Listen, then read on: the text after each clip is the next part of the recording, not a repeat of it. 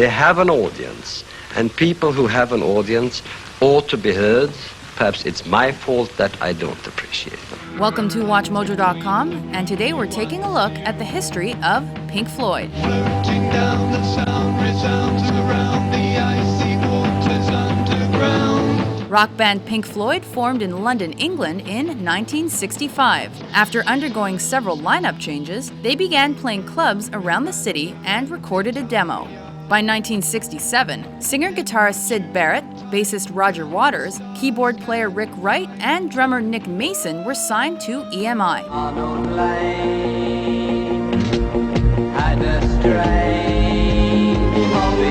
They released the singles Arnold Lane and See Emily Play ahead of their debut, The Piper at the Gates of Dawn. There is no other name. Let's try it another way. The well-received effort became one of the most influential psychedelic rock albums of the 60s. The next year, Pink Floyd released the space rock record A Saucer Full of Secrets, and it became a top 10 UK hit. However, this was the group's first album without Barrett. The singer's erratic behavior had led to his departure earlier that year. David Gilmour had been hired as a second guitarist at the end of 1967, and once Barrett left, he took on vocal duties while Waters and Wright handled songwriting.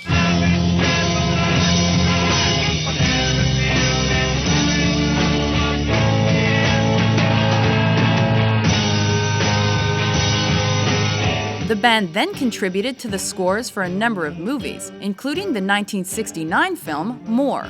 Following that, they came out with the double LP Ummagumma, which consisted of live performances and experimental tunes. The next year, they had a #1 UK album with Atom Heart Mother. 1971's Metal was another solid effort and a top 3 UK hit. The LP featured the song Echoes, which showcased the band's evolution from psychedelic to progressive rock. The echo of a distant time comes willowing across the sand. It was followed by the album Obscured by Clouds, which was based on the soundtrack they wrote for the movie La Vallée.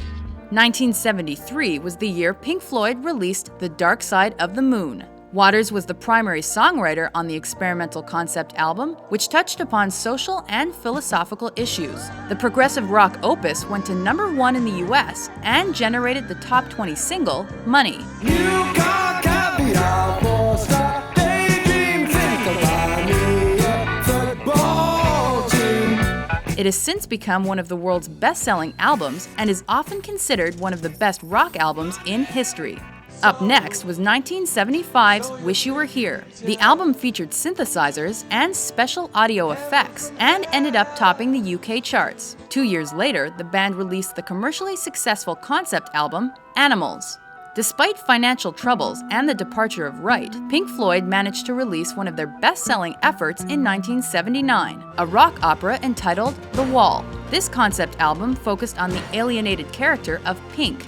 The Wall went to #1 on the US charts and spawned the band's only #1 hit, Another Brick in the Wall Part 2. We don't need no education.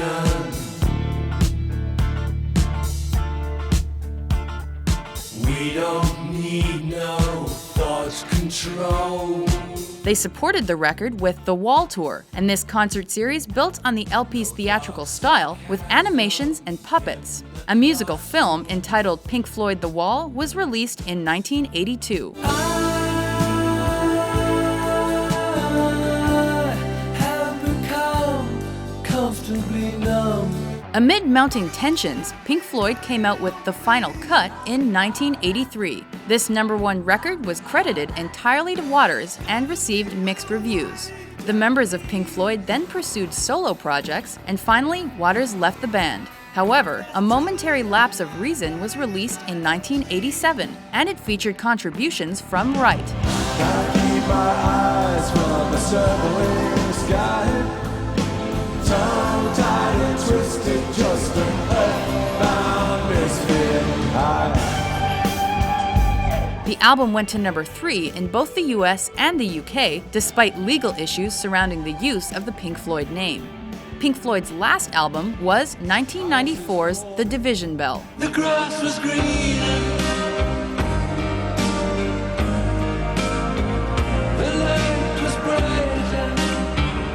Despite negative reviews, the record went to #1 and was supported by the band's final tour. The next year, the band released a live album and concert film, both entitled Pulse.